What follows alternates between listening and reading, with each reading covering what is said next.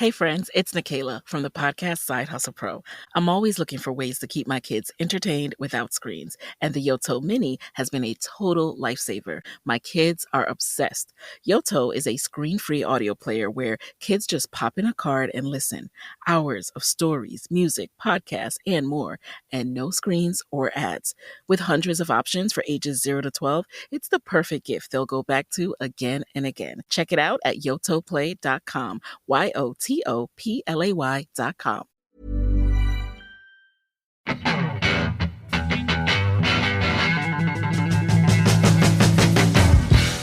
Welcome to the Neurodivergent Experience podcast, a podcast where we share the lived experiences of neurodivergent people to help create a better understanding for our community. Join us every week as we bring you honest, raw, and inspiring conversations with specialists, advocates, and individuals who know exactly what it's like to live the neurodivergent experience. I'm Jordan James, a neurodivergent specialist, father of neurodivergent children, husband to a neurodivergent wife, and author of The Autistic Experience, and I'm joined by my best friend. I'm Simon Scott. I'm an autistic ADHD broadcaster, actor, and advocate. Join us as we journey into unraveling the neurodivergent experience. And hello and welcome back to the Neurodivergent Experience. Scotty, how you doing? That is me. Yeah, I'm good. I'm very stressed. Work's busy, but I'm good. It feels so long since we last spoke. It's at least 5 minutes. Oh, you're ruining the magic trick again. No, it's fine. No, we've literally just recorded another episode, and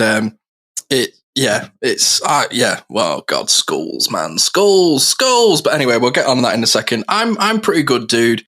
I'm a lot healthier and happier than I've been. I'm not feeling as burnt out, but I also have like a redonkulous to-do list with work and all that. Oh God, you get your dream job and then it's actually work. Christ.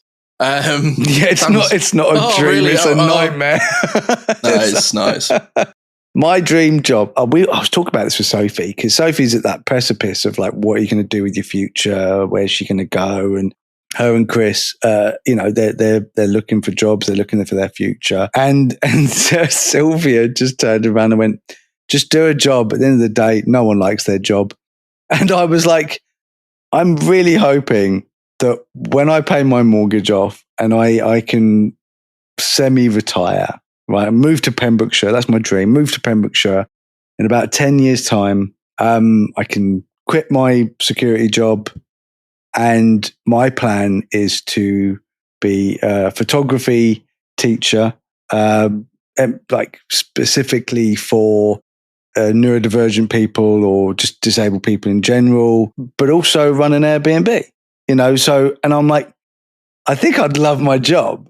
Like I'd literally be running Airbnb and doing photography workshops and doing, hopefully still doing this as well. Like that would be amazing. So I'd be podcaster, photography teacher, and Airbnb owner. And I'm just like, that sounds lovely in Pembrokeshire, just outside Tenby, just enjoying life. And I'm like, yeah. So that's where my focus is. I'm just there. Because I think that sometimes when the world gets me down and work gets me down and politics gets me down and things get me down, it's really nice to have a plan, to have a focus. Oh, hell yeah. Don't get me wrong, I'm more focused than I've ever been on anything, but I'm also I'm older than you. I'm closer to the end. Saged, wizened. Yeah. That's life. It goes that's my advice. If you get into your 40s and you don't have a plan for retirement, get one, because mentally it helps you. And I'm there going, if you're at 40 and you're only just thinking about retirement, you're already bugged. I only figured it out about 4 years ago. That's fine. Pension's a pension, isn't it? I know, but do you know what's funny is we're just here waffling about work, but unfortunately there's something that you've got to get through before you can start working, isn't there, Jordan? And both you and I went through it and we hated it, didn't we? Oh, didn't we? It was time. It was the time of my life. I miss school so much. I wish that I could go back there, but only so I could punch various teachers in the face. Not having a go at teachers, just these teachers that mercilessly made my life a living hell because I was quote unquote slower than the other kids or easily distracted, as a lot of my report cards would say. He could do so well if he just put his mind to it. Oh, he would do so well if he wasn't who he was. I'd have done so well if I'd had Bethel Fenner-Date in the 80s. Christ. Honestly, I crave school like a twisted testicle, my friend. It is... I hated school so much. I'm just thinking about a twisted testicle. I was like, I wonder if Sylvia's into that. But anyway. That's also for the late night show. We'll put that one behind the paywall, I guess. But yeah, so today... we're talking about school. Our previous hot topic covered, the documentary that discussed, school and SEND and the HCPs and all of this sort of stuff. So we thought that we would, as we always do on a Thursday show, share a bit of our life experiences and, try and normalize it and make you not feel so on your own, because every single neurodivergent person I speak to, Jordan, could not be more different. I feel like I hate sort of having this rhetoric, but I can't kind of escape it. It's like the neurotypical NPC, right? And then you'll just meet like a neurodivergent person. You go, oh, really cool character. Oh, we have absolutely nothing in common except one thing, how we were treated. And 90% of it comes from our time at school. And I didn't have a great time. You didn't have a great time. So today we're going to share our experiences on why none of us seem to have a great time with school. But we also have the fun perspective of our age difference, because you went to school at a time when I was in a completely different sort of system. Yeah, metric. we had to build our own fire, find safety from saber-toothed tigers. Was the cane still involved? No, it was the club. It was a club. We should get clubbed. How was it when you were sent away during the war? Did you go to the nice Mr. Tom? I did, yeah. Oh, good. He treated me well. Do you know what you're talking about? Like, you when you come down, I'm going to smack you. What was it like when Churchill announced that the war ended? It was scary. Gathered around the wireless, he went, "Oh yes," and that was it. No, but seriously, how? But anyway, no, sorry, I digest. So yeah, I went to school in the 80s where perms were acceptable and the best movies were made ever. So that was my experience in the 80s. Just being constantly told that I was a naughty child. Just all, doesn't matter how well I'd put my mind to it, of being like, okay, because I was disciplined in the very obvious way of being hit and smacked and beaten down, because, hitting kids is such a brave thing for an adult to do, picking on a tiny child, but that makes you feel good, doesn't it? You fuckers. I laugh, but I don't laugh. Yeah, fucking laugh, mate. It's pathetic. Honestly, the amount of conversations I've had with people who are like, oh, some kids just need a smack. Mate, you need a smack. But anyway, I digress. Having been that kid that was disciplined like that, I became violent. Shocking, right? So I decided that I was not going to take it. And when I was bullied, I would just hit the kids. And that was in primary school. I was always, when I was really, really young, I was so quiet, super, super quiet. But as soon as I started getting bullied, as soon as I started being picked on, I very quickly realized that I wasn't going to survive. It's like survival instinct. I wasn't going to survive this if I didn't fight back. So that's what I did. Like, I was pushed into a corner like a scared dog, and I bit. And of course, that makes me the problem. I was the problem because I fought back. So it's kind of just like, well, where are you supposed to go in that situation? Well, I don't want to be bullied, but if I fight back, I'm a I'm a bad kid, and that's just adults bullying you. And then I'd go home, and then I'd have all the abuse at home. I have physical scars where my mother cut me with a can opener, which was fun. Then the emotional bullying as well, of just constantly being told that everything was my fault, that every time anything physical happened to me, that was because I deserved it because I was a bad kid.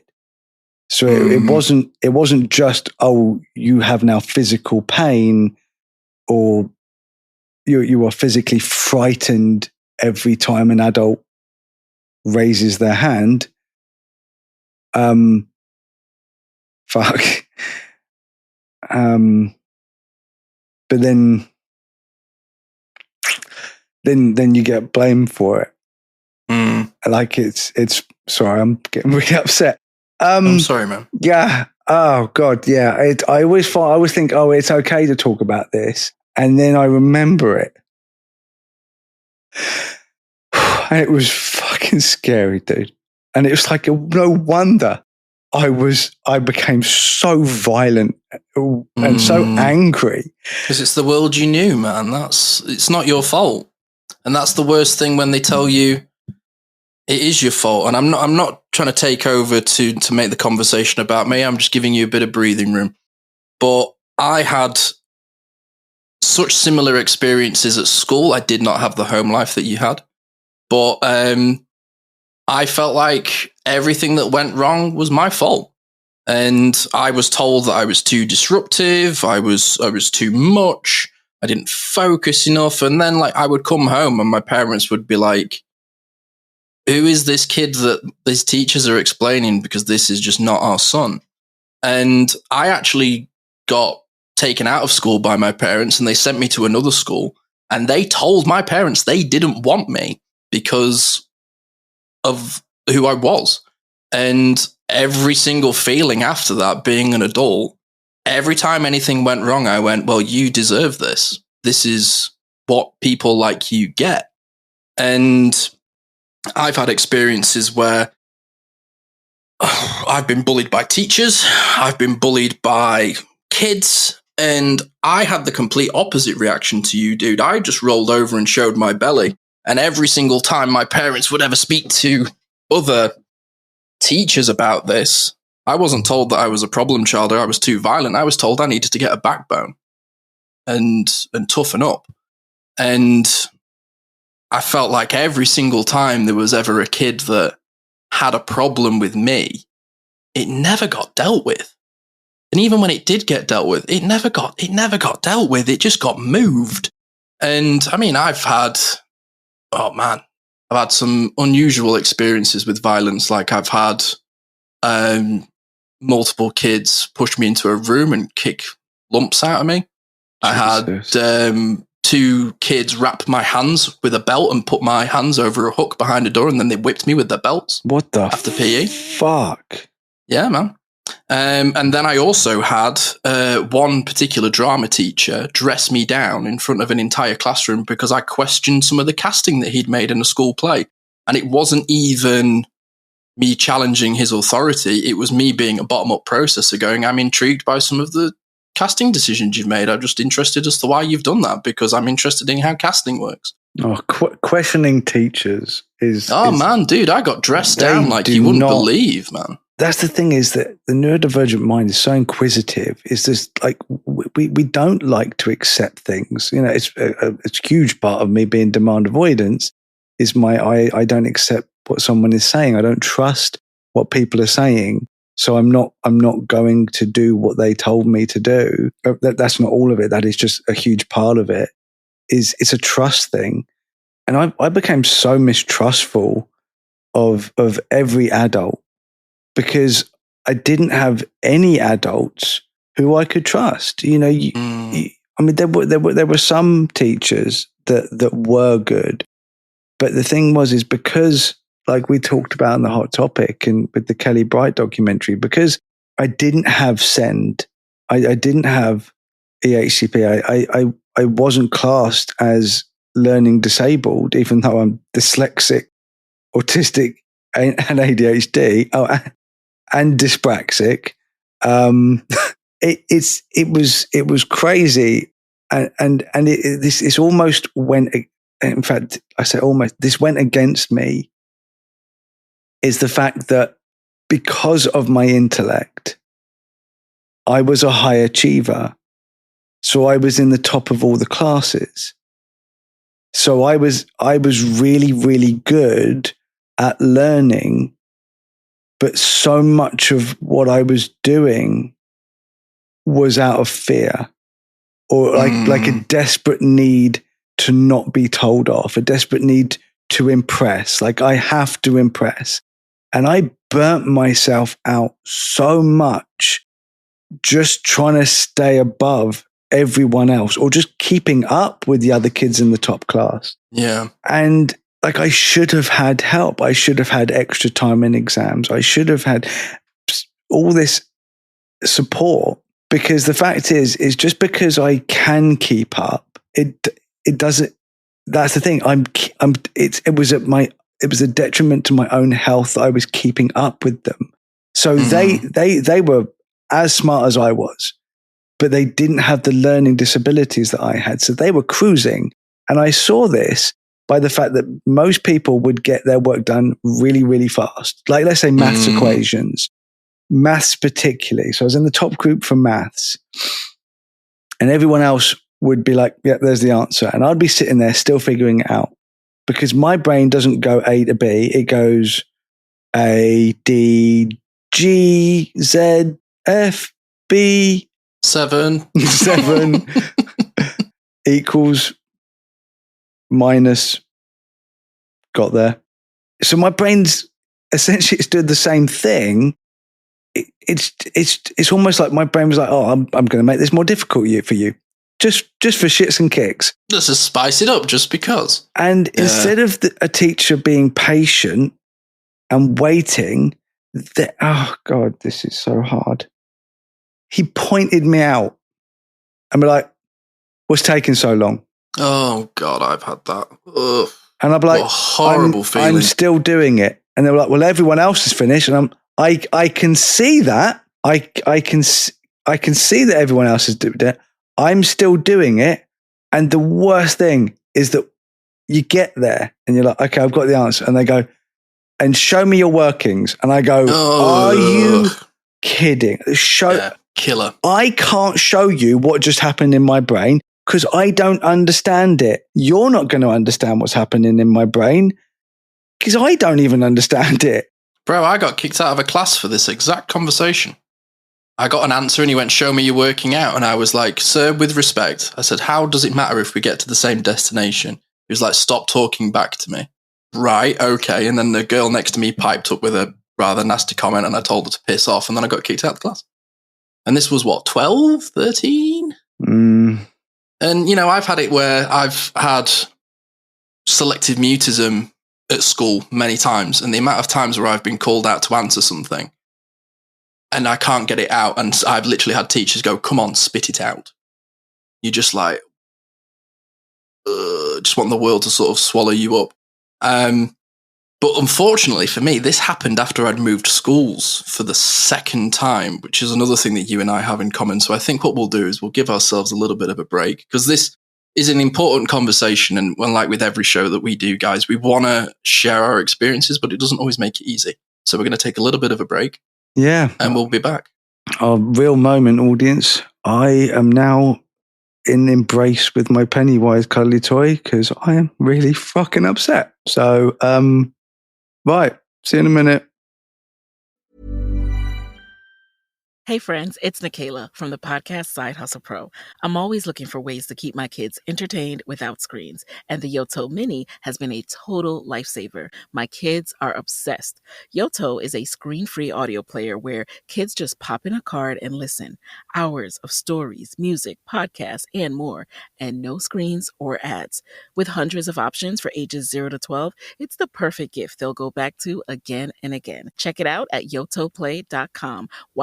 YOTOPLAY.com. This is a Neurodivergent Experience public announcement. If you live in England and you or a loved one is waiting for an autism or ADHD assessment, you don't have to wait years. RTN Diagnostics is now part of the NHS Right to Choose scheme, which means if your local wait for a consultant-led autism or ADHD assessment is more than 18 weeks, you can choose RTN instead, and it won't cost you a penny. Jordan chose RTN for his own family because their care and attention to detail was second to none. They didn't just diagnose autism and ADHD, they looked at the full picture, including PDA, OCD, anxiety, and more. The team is friendly, neuroaffirming, and comprises many neurodivergent individuals, so they truly understand. Getting started is simple. Download the GP referral letter and questionnaire from the link in our show notes, take those to your GP, and ask for a referral to RTN Diagnostics. If approved, RTN will be in touch within 8 weeks to begin your assessment. Remember, this only applies in England and some exclusions do apply. RTN is not currently able to accept referrals for child ADHD assessments, so check the details before you start. RTN Diagnostics, helping you get the answers you deserve without the wait.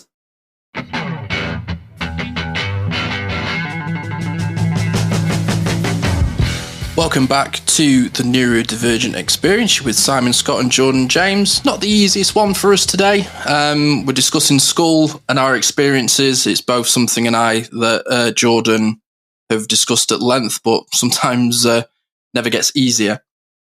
But it's such an important subject for so many people that listen. We have so many parents, that listen to this show, as well as young adults that are all trying to make sense of whatever that shit show was that is school. And unfortunately, one of the things that so many of us share and have in common, and I know it's certainly something that you and I have, Jordan, is that we've not stayed through the same school. We've moved.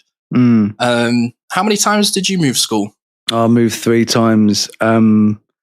So 4 schools. No, it's oh my God, it's more than that. If you talk about primary school as well, it's 1, 2, 3, 4. Oh my God, 5 schools. Before you were 16?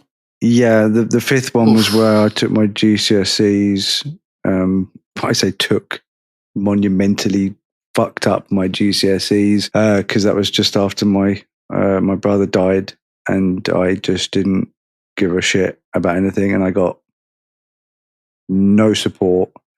But yeah, I went from being an aggressive child, because it was always a conundrum, because I got suspended and threatened with expulsion and stuff, but my grades were impeccable, and I kept saying to them, look, I'm being bullied.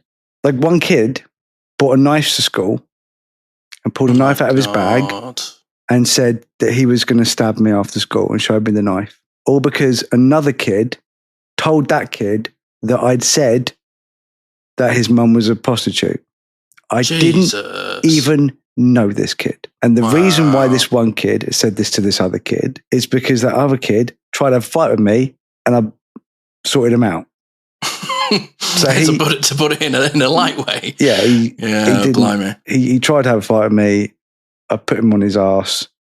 Then he decided to get me back by telling this other kid, who had a nefarious background, in the nicest way. His family had gone to jail. They'd been involved in violent crimes. Yeah. Not nice people.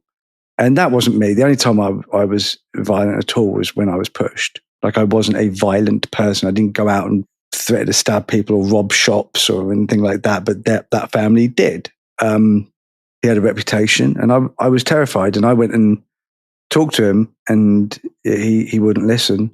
So I went to the school, and I just faked being sick. And I went home and I told my parents, and I just wanted them to leave it. But Rainier, my birth mother, she decided to make a big thing of it and went to the police. Oh, shit. And blew it up big time. And I got even more threats, and everyone turned against me. I was then called a grass. and all this other stuff. And I was just relentlessly bullied. And then I just ended up refusing to go to school. I was like, I'm not going in. A couple of times I'd be walking up the stairs. People would get to the top of the stairs and they'd spit on my head as I was walking up the stairs. Like at least Horrible. 4 or 5 kids just spitting on me. So I would just I just wouldn't go to class. And then I'd get told off because I didn't go to class. And it's like the school was just, it was my fault. It was my fault. I didn't do this or I didn't do that. And I just ended up going, well, I ended up not leaving the house. I barely left my bedroom for months. And they call it school refusal. And I hate that because I didn't have a problem with the learning at all. I enjoyed learning. I still do. I love finding out things. I love facts. I enjoyed being really good at something because I was always praised by my teachers as being so smart and so clever. And, he's so good. But like, I was bullied, man. I was scared. It sucked. And then I moved. That's when I moved again. It's so crazy. I don't know if this is for you, but like, it's almost like it all blurs into one. Yeah, like it does. The only thing that changes is the uniform. It was like every time it was the same thing. Kids didn't accept me. Teachers didn't accept me. Parents didn't accept me. My own parents didn't accept me. And I said my brother was the only one. And then when he was gone, it was like, what's even the point? Like, everyone hates me. I'm terrible. I'm awful. And that's the thing, is that a lot of people, they don't quite understand my relationship with Sylvia, is that they will go, oh, they're sweet, they're in love and they're a lovely couple. They don't understand because she saved me, dude. She came into my life when I was ready to just give up. Because people in Poland, people were talking about how terrible I was. I was internationally terrible. So because I have family in Poland, they were saying how terrible I was. Because Raina would then talk to her family and say how terrible I was. So even before Sylvia came over, she had this idea of like, I was just a nightmare. I was terrible, this person. And then she met me and she saw past all that. She's the greatest person I've ever met in my life. I owe her everything. And it's more than love, dude. It's more. And I know this wasn't what the episode was meant to be about, but I'm trying. This is how I'm trying to deal with talking about it. Is just trying to find the positives, because my life is so good now, so good. But when I go back, it's so scary. I don't know how I got here. I don't know how I got from that person who was just so frightened and so abused. I don't know how I got here, but I do know that it was Sylvia that did it. But yeah, dude, so what was it like changing the schools for you? Well, it's a weird one because I moved schools. So I was at a primary school until about year 3. And then my parents took me out of that school. And one of the reasons as to why they took me out of that school was they went in and said, Simon's grades are slipping, but he's a high reader. He can, I was reading Harry Potter books at, 7, 8 years old. I was reading 300-page books. So my parents essentially went into school and was like, what is happening? And she was like, I can't remember her name, but I remember her face vividly. And she was essentially to my parents was like, well, I'm sorry, Mrs. Scott, I've got 38 other children that need supervising, and your son's just, all of this bullshit. And I actually got taken out of school by my parents. And I don't remember it being that long, but when I was talking to them, it was about a month. And the bit that was the most sort of traumatizing for me, and if I'm honest, I've still regularly have counseling and I still discuss this because of the sort of feelings and and the emotion of it all. But I remember going to, ironically, the school that I ended up going to after the one that I went to next, in Doncaster. And I don't know what I did wrong that day, dude. They didn't want me. They told my parents, sorry, we don't want you. And it wasn't a case of going to a comprehensive school. My parents made the financial decision to put me in a school that they paid for so that they knew I was going to be in smaller classrooms. I was going to have better education and attention. And to essentially pay for support needs that I needed. And you know what, man? They turned around and they went, sorry, we do not want your son. And the bit that was something that I still am processing and trying to get through is that I remember coming downstairs and seeing my parents in bits at like 6 or 7. And in that whole experience, what I took from that was, this is your fault. This is happening. Or everything that your mum and dad are now going through is because of you. Because you're not enough, you're not good enough, and you never will be. And to experience that at 7... Oh, dude, it's fucked up. What's wrong with people? So that was tough. So I ended up going to a school that, I don't know the ballpark number, but I bet my parents paid like 4 or 5 grand a term. Oh. So my mum, who's ADHD, had to go back to work, and my dad started picking up overtime, and I was seeing all of them less and less. And this school was brilliant for me because they put me in theatre. You know, they went, this is a kid that needs to be on a stage. And I will forever be grateful for Mrs. Exley in year 4 doing that for me. And another teacher was like, I think you should learn an instrument.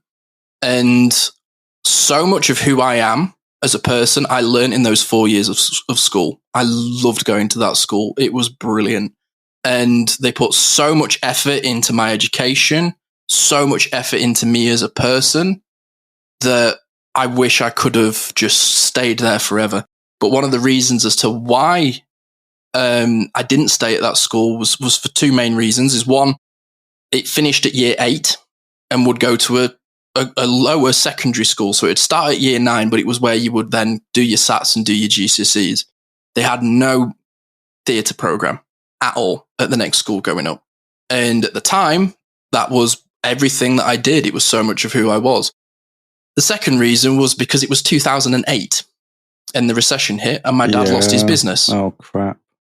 So it wasn't even a case of they could afford to put me in a school. My dad was going from having worked his entire life to build a business to queuing outside of a job centre. And watching that whole experience as well was really tough because I was like, this is happening because of me, because I'm forcing them to pay for a school because I'm not good enough. So I then had to go back to the school that originally didn't want me. And that's where all of my issues were. I was bullied by teachers. I was bullied by literally every other kid in the class. I got mugged at school. Jesus. And I literally would try and explain stuff to teachers and they go, well, we're not saying that you're asking for it, but you're asking for it. Wow. And, oh, dude, I would have so many like put downs from teachers. I had so many teachers that would literally like, I would say something in just my curious neurodivergent self and kids would pick up on it and take the piss and teachers would join in. I had one particular art teacher where I made like this little sculpture and she was like, what is this meant to be? And I was like, art was interpretive. And she might as well have just gone, yeah, but when it's not shit. And, you know, and these are the sorts of experience that are just kept happening. Dude, I was so good at football and the teachers would never let me play on the team. I was always on the side of the pitch, basically being a manager, but they would never let me play. I had the exact same experience with basketball. They never let me play, dude. I was the best basketball player in my school. And when the basketball team was set up, the PE teacher literally turned around and went, oh, you lot figure out who's going to play. Yeah. And because all the kids hated me, they wouldn't let me play. And they even made a fun thing of it where they were basically teasing me and saying, oh, look, you can play, but then you have to beat this kid. You guys have to have a one-on-one. And I had all that bollocks. This was all set. This one-on-one was set up, and every time that I tried to play, everyone was around in the circle watching it would like push me, slap the ball out of my hand. Mhm. Basically, they were cheating. I get 2-footed tackles and the teacher would be like, play on. Like, and then they all sort of had their favourites. But one of the things that I found so difficult about this secondary school, and oh God, when my dad found out, dude, he went so nuclear. And I had this theatre teacher, and he wasn't a theatre teacher, he was the music teacher, but he just taught theatre as well. And they would have these school plays, and dude, they had this biology teacher. And I vividly remember having an argument with her. I was like, if you hate kids so much, why are you a teacher? And then that got me kicked out. Of course it did. And essentially, in one of these classes, I questioned one of the casting choices in the play. And it wasn't because I was being a smart ass. It was, I'm genuinely intrigued. What is your process with casting? Because it's not something that I've ever experienced or understood before. They took that as a slight against their authority. And I had this teacher lecture me for half an hour, force me to write an apology letter, then read it out and critique it. And, my dad went nuclear. But the thing is I did not go to theatre for 18 months after that. And that was the only thing I enjoyed at school. And I wasn't allowed to do it. It's amazing how these people, like, they put such a lid on our potential. They destroyed so many of our dreams that, I don't know, it's like every success that I have is like in spite of them. Just like I'm that, so glad you've said that. I just like literally I'd love to meet them, all those people that were like, oh, you'll never do anything with your life, and just be like, check this shit out. So it was year 8 that I didn't get to do theatre. And then it would have been year 10, we did Oliver at school. And I ended up playing Fagin. And when we did the school show, a newspaper came in and did a piece about me and ran it in town because parents had complained to the teachers that they'd hired an adult professional actor to play Fagin in a school play, and it wasn't inclusive to other kids. Not realizing that I was a kid at the school. That's a compliment, man. Good. You were that good, and in year 11, after I left, they made sure that there was a theatre scholarship at the school because I should have had one. I was that good. And a teacher stopped me from doing that for nearly 2 years because I questioned him on why he had cast a student in this role. And after that, it really, really put a chip on my shoulder, which then compounded even more when I then moved to London and didn't get much work until I get work now as I'm older, but I didn't get work. And at the time, the identity crisis that I had where I was like, I've been told I'm rubbish at everything. This is the only thing I've ever been good at, and I'm still not good enough. So all of that school set me up to be like, here is the one thing that you're good at. Here is the one thing that people are going to respect you for. And then I got into the real world and had to do it all over again. And it was just like, what is the point? And don't get me wrong, I ended up doing a master's degree in radio, and I went and ran the student radio station, and it's the only thing I've ever got an A in because I absolutely loved it. I thought university was such the right environment for me. But even then, I got bullied at uni, dude. I've been bullied in every job I've ever had, apart from the one that I'm in now. And I still have challenge. No, stop it, you.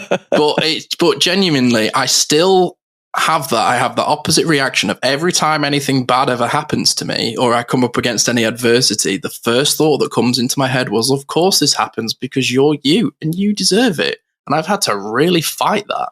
And it all comes from school. Every time I ever called anybody out on being a bully, they were like, well, stop antagonizing them then.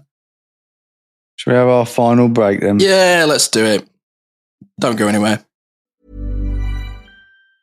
Hey friends, it's Nikayla from the podcast Side Hustle Pro. I'm always looking for ways to keep my kids entertained without screens, and the Yoto Mini has been a total lifesaver. My kids are obsessed. Yoto is a screen-free audio player where kids just pop in a card and listen. Hours of stories, music, podcasts, and more, and no screens or ads. With hundreds of options for ages 0 to 12, it's the perfect gift they'll go back to again and again. Check it out at yotoplay.com. YOTOPLAY.com. Have you ever felt stuck in patterns that don't serve you? Struggled with stress or wanted to connect more deeply with yourself? Then I have to introduce you to a friend of the podcast, Ashley Bentley of Integrated Coaching, Breathwork and Hypnotherapy. Ashley is a highly experienced clinical hypnotherapist and coach specializing in working with neurodivergent minds. Through a unique blend of integrative coaching, breathwork, and hypnotherapy, Ashley helps people rewire subconscious patterns, regulate their nervous systems, and step into more empowered versions of themselves. Whether you're dealing with addiction, anxiety, burnout, or struggles with self-acceptance, Ashley offers practical and science-backed tools tailored just for you. Her unique methods combine neuroscience, storytelling, and subconscious transformation to create real, lasting change. Jordan and I can personally attest to the profound and transformative effects of her sessions, which have been life-changing. She does all of these sessions online, meaning she can work with you no matter where you are in the world. If you're ready to break free from old patterns and start living with more clarity, confidence, and connection, go to bit.ly/AshleyNDE to book a free consultation or learn more.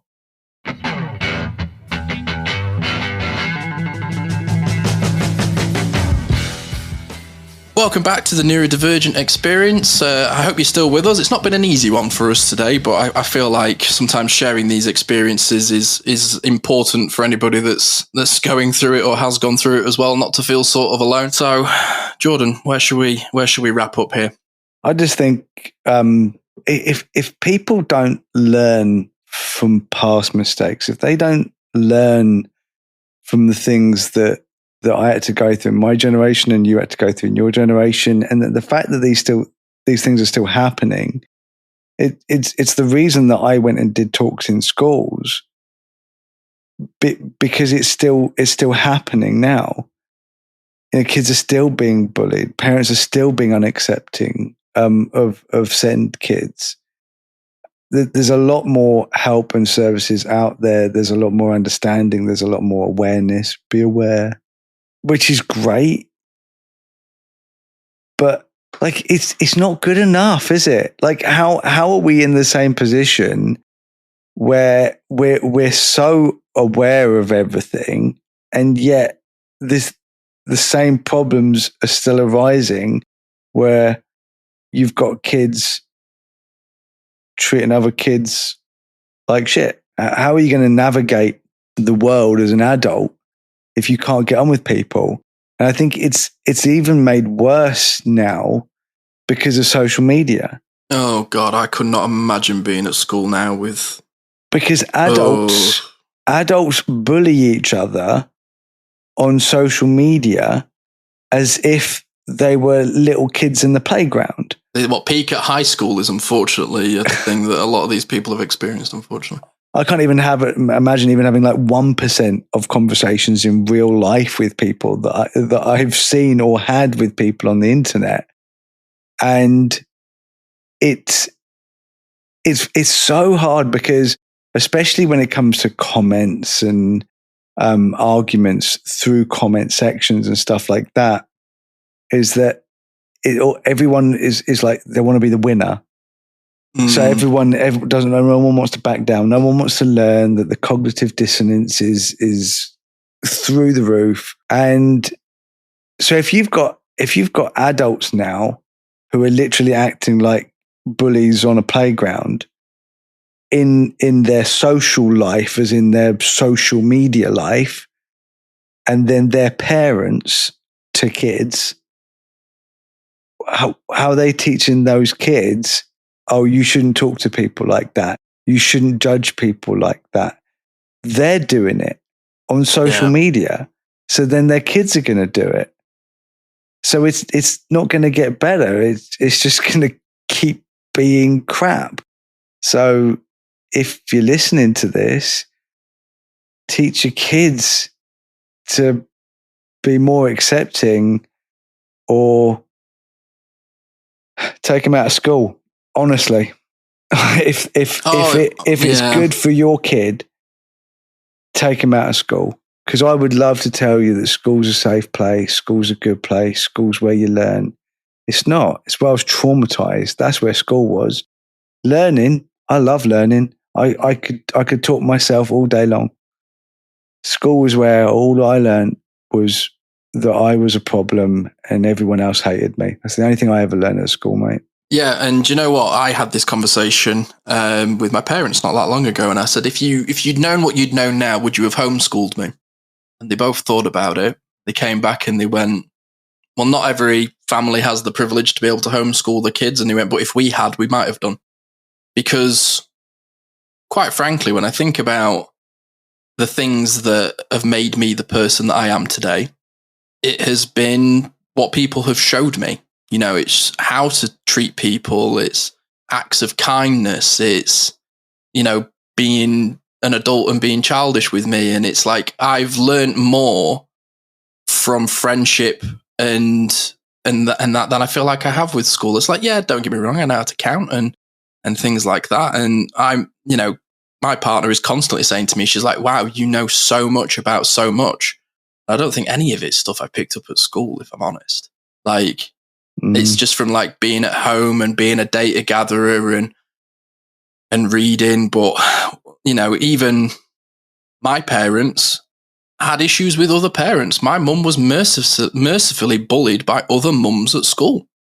And when we moved school, it wasn't just because I was struggling at that school. It's because my mum was struggling being at the school gate with all of these other really judgy mums. You know, we watched Brett's documentary and there was a section in that I actually sent to my mum, and I was like, look, you weren't the only mum that felt like this at the school gate. And it, you know, I am not a parent, and both my partner and I have conversations about this at length. And, you know, 1 out of 10 were 4. 9 times out of 10, the sort of conversations we have, we go, but the school system and other parents and other kids at school. And I think about the experiences that I had at school, and I don't feel like I could, with the nature that I've got, willingly put a backpack on my child and send them to school, knowing what I'm sending them into. And when we've seen that documentary that's been out on the BBC that we discovered in the Hot Topic last week, I kind of think about the worry that I experienced my parents go through and some of the mental health issues that were created by the struggles that I was going through at school.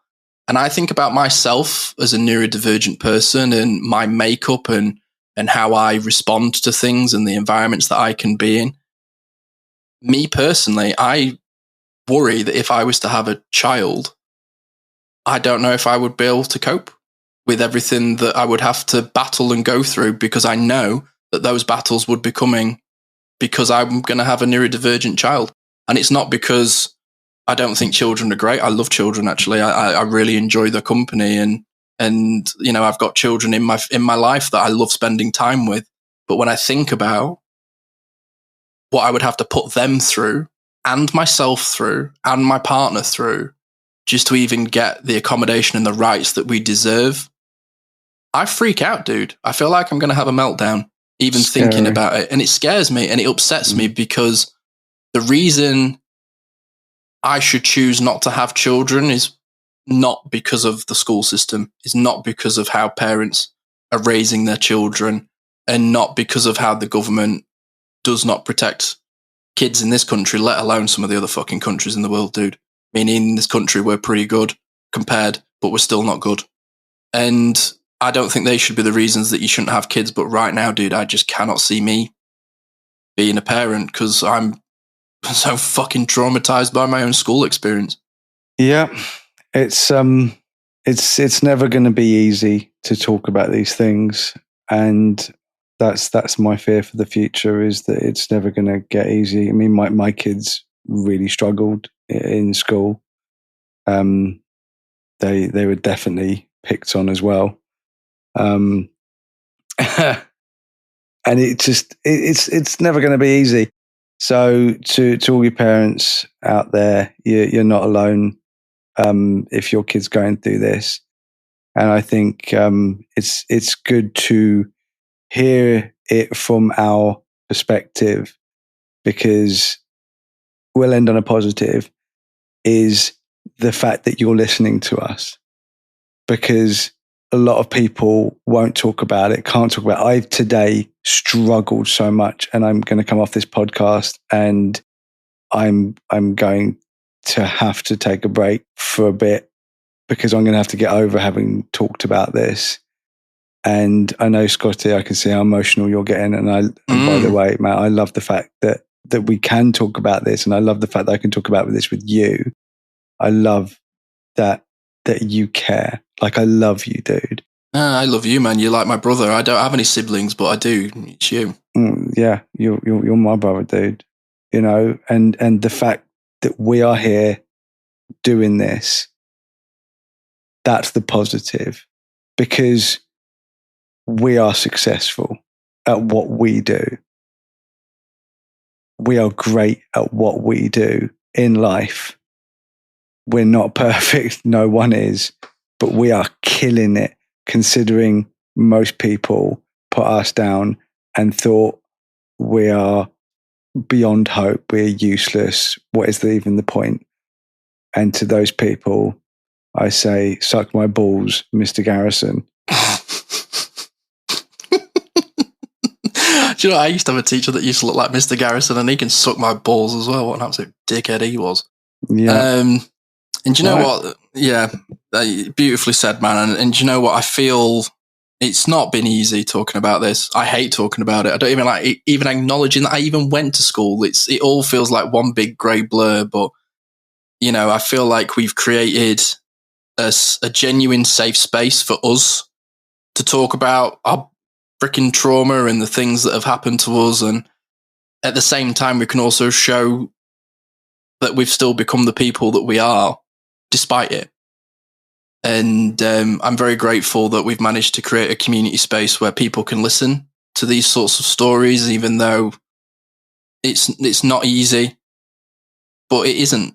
And we can't even pretend that it is.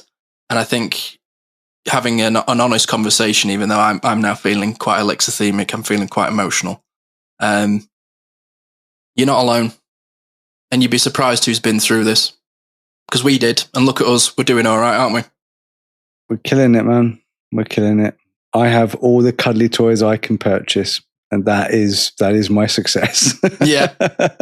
I'm now going to go and drink a big fat bottle of Coke. Anyway, take care of yourself. All. Yeah, be kind to yourself, people. And, we love you.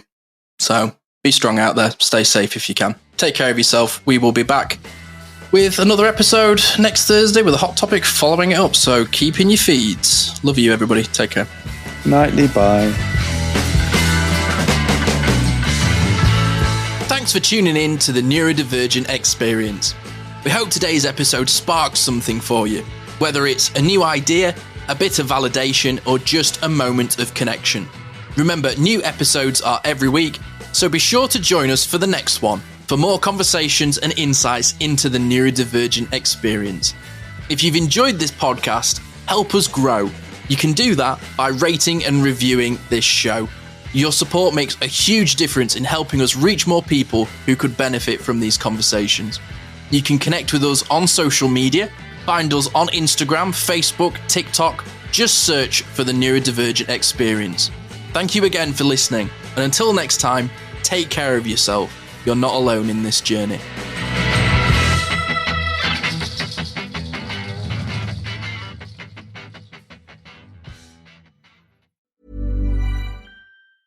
Hey friends, it's Nikayla from the podcast Side Hustle Pro.